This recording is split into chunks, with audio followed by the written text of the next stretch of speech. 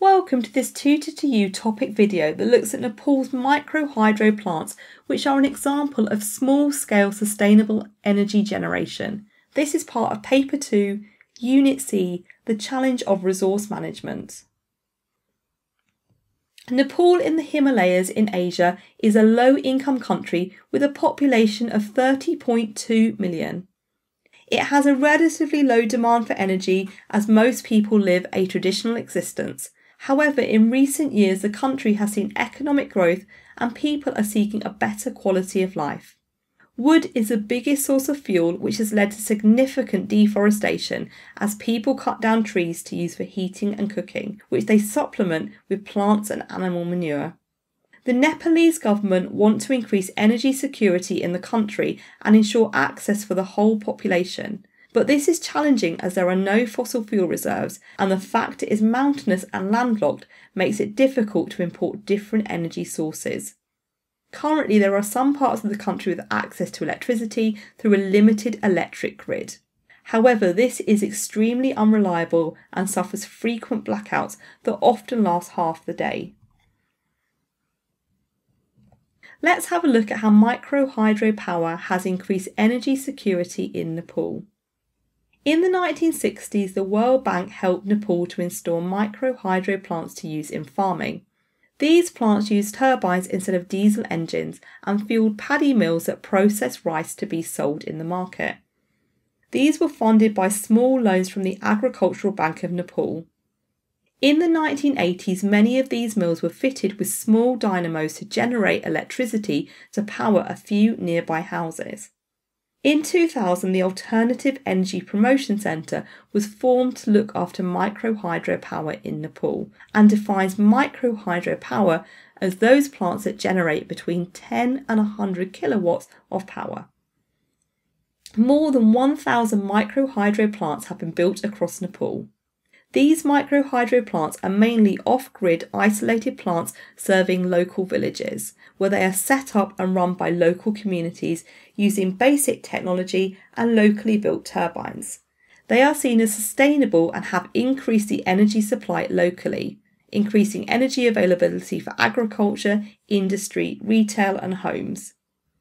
For example, the tiny isolated village of Darbang, northwest of the capital of Kathmandu, is one of the 5 villages receiving energy from the 51 kilowatt Ruma Kola plant built in 1990.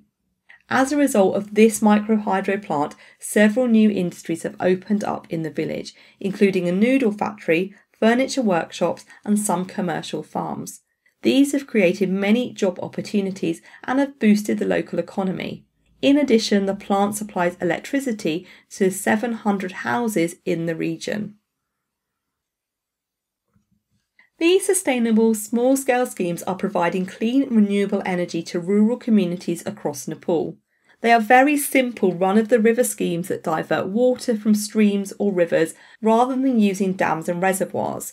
This has 2 main benefits. The lack of dams and reservoirs mean that these systems are a cheap way to generate power, and they don't cause widespread social and environmental impacts like large hydroelectric schemes do.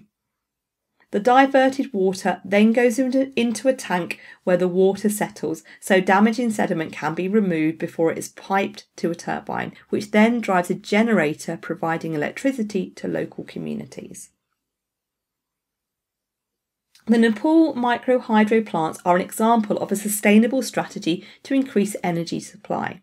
The sustainable solutions have the following features in common. Firstly, they are small scale. They improve the quality of life for individual communities rather than whole regions or countries. They are easy to manage and they're relatively cheap. These small projects use basic machinery and are cheap to maintain. We call this appropriate technology. This is better than using complex machinery that requires specialist skills to operate and might be costly to fix. Community management is also important. Sustainable energy projects need to be managed by local communities rather than relying on other people. For example, local people build and maintain them, so if they break down, they know how to carry out repairs. Local decision making is central. Local people decide what they need to improve, where they would like to build their project, and how big it is, and all sorts of other things. This is a really important part of sustainable solutions, and it's not just telling people involved what they need. Therefore, there is much more buy-in and projects are likely to be more effective. Finally, they rely on non-governmental organisational support. NGOs have no government funding and rely on donations, and they work across low-income countries and newly emerging economies to improve access to safe and reliable energy supplies. They are really important here as they give local communities the support and the skills they need to get their sustainable projects up and running. That concludes this Tutor to You topic video focusing on micro hydro plants in Nepal. Thank you for watching.